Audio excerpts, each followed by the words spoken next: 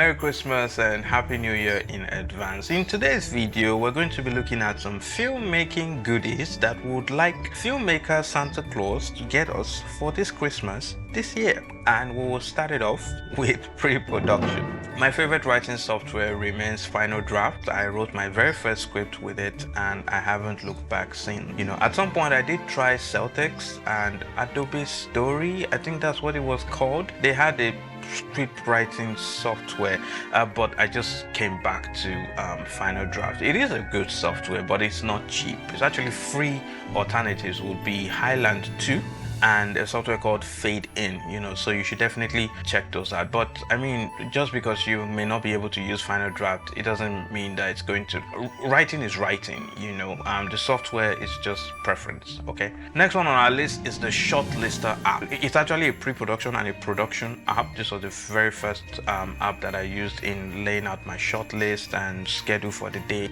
I used it first in 2014 on my short film Missing Call. It's a must-have for any filmmaker. Maybe not necessarily this particular app, but an app that can do something like this, it's a must-have. It makes it so easy to make changes to your short list. Okay, what shot should come before what, and it actually recalculates the timing, because when you actually schedule the day, you've assigned times for each shot, each setup, and when you rearrange it, it recalculates it in real time, and it's amazing. The downside is that it seems to be for only OS, so if you are an Android or Windows user, you might not be able to use this app. But a good alternative, and perhaps even a better alternative, is Studio Binder. I haven't used it personally, but I've definitely come across their content and I think it's definitely worth looking into. The last one for pre-production is CineTracer 2. If you've ever played simulation games, then that's exactly what this is for filmmaking. You have control of real-world based cameras and lights to visualize realistic scenes and capture them into storyboards. It's also a great way to explore lenses and framings before ever getting on set. You can really experiment with how you want to frame a particular person without the pressure of, oh, we need to start shooting and all of that. It's not perfect, it has its limitations, but Matt Walkman, the developer, he continues to improve on it and make it better with each update and all of that. So yeah, now let's talk cameras, and the first on my list is the Sony a6700. Here's why this camera is interesting to me.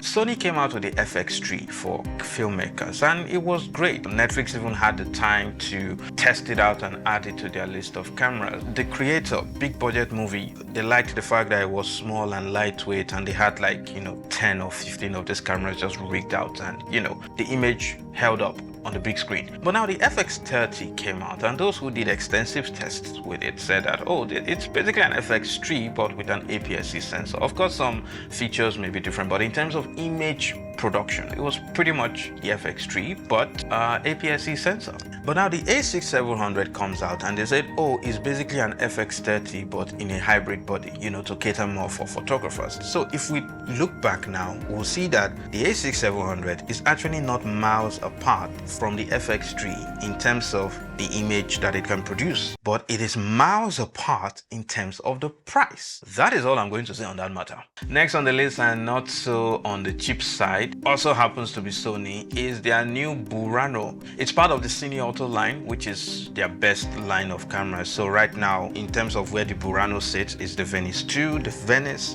and then there's the Burano, and then there's the FX9. So in terms of the colors, it has the colors of their Cine Auto line. It has the colors of the Venice 2, which is lovely. But now here's what's interesting about the Burano. Now we have a top of the line cinema camera that has IBIS and autofocus. What? Are you joking? Now, autofocus, some people will frown at it. Hey, we're cinematographers, we don't use autofocus. Fine. But IBIS, come on, IBIS, that's amazing. You can use your PL mount cinema lenses, but you will still have some form of image stabilization. I mean, your handheld work just became a lot more smoother and a lot more buttery and nice. And for people like us who do documentaries, not wildlife, I don't do wildlife, but I mean wildlife documentarians, they would love this.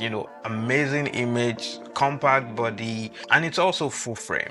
If you like this content, please take a moment to subscribe and drop a comment. Thank you. And last on our camera list, we have flying cameras, the Mavic 3 Pro. You know, the wide lenses on a lot of these drones are great, but 50% of the time they lack that compression that really makes this aerial footage really cinematic, you know. And that is where the 70x zoom, I believe that's what it is. It has 3 levels of zoom. There is the mid ground, and then there's really zoomed one. I'm talking about the middle one. I think it's 70x. That's where that 70x zoom really comes into place. Sometimes I'm moving around and I see a shot and I'm like, oh, a drone shot would be perfect, but I know that the minute I put up that drone, the lens is too wide. You know, our eyes are similar to a 50mm, so our human eyes see some level of compression which the drones don't see. In fact, that was one of the reasons why I got the Mavic Air 2, because it had the zoom capability, but the quality really drops when it zooms, and I think that is where this Mavic 3 shines. Of course, it's not as good as a wide angle lens, but it's better than the zoom on the Mavic Air 2. So we can definitely look forward to getting some really cinematic shots with the Mavic 3 Pro. And so now let's talk about audio, and the only thing on my list really is the Track E recorder from Tentacle Sync. These recorders are very interesting. You just turn it on and hit record, and that's it. You don't need to worry about your levels because it does 32-bit float, so that's the equivalent of shooting RAW on video. So no matter how loud whatever it is your recording gets, it's not going to clip, and no matter how low it gets, you can always raise it up and it would not affect the noise floor of your recordings. I know there are other recorders now. I think the Rode GoPro now has that feature, but here's the fun part. When you're using multiple of the things on set, you can actually sync up all your recordings right there on the app. You don't even need to go into your editing system to sync it up and all of that. So by the time you get into your editing system, you're basically syncing the audio with your scratch track. So you're not having to sync multiple audios. All your external audios are already synced up. It's just to sync it up with your scratch track. That really helps the workflow later on in post-production. And now let's move on to lights. The Zhiyun Molus X100. This thing is small, light to carry, and is quite bright. What more do you want from a light? I mean, in my line of work, this is close to perfect. I mean, you don't want to carry too much equipment. You want things small, light, compact, and still able to give you what you need. And so this light is just perfect. In my books, this light is perfection. They also have the 60-watt version, which is a lot smaller and very cute, but the X100 has more punch, has more brightness. Now let's talk post-production. The Logitech MX Master 3.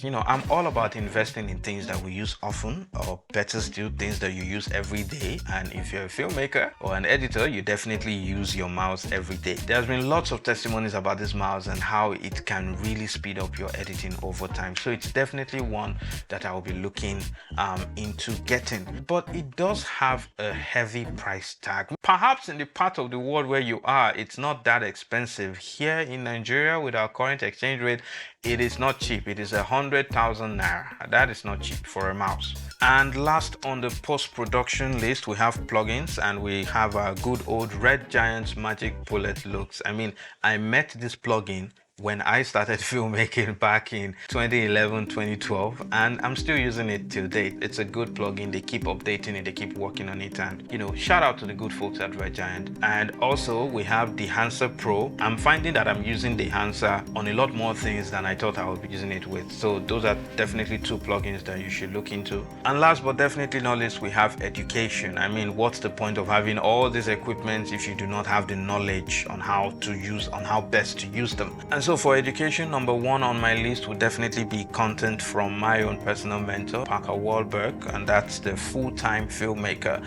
It's probably the largest online filmmaking content school, film school that is available online. There are some others, but I think Full-Time Filmmaker is by far the biggest right now. Okay, it comes with a heavy price tag, and that might not be accessible for a lot of people. And so number 2 on my list is the Cinematic Lighting course by Tropic Color. I mean, Tom and Jacob have a wealth of knowledge and experience, and they really communicated that through this course. So that's something you should definitely look into. And third on the list is a cinematography masterclass by Shane Hulbert called Mastering the Image. It's very in-depth, and then again, Shane is usually quite in-depth in his stuff, but I've taken a number of his content, and this one definitely stuck to me in terms of what I got out of it. So it's definitely something you should look into. And there are a ton more other education content online, and even the ones that are coming up, but some of them I haven't taken them yet, so I cannot be so quick to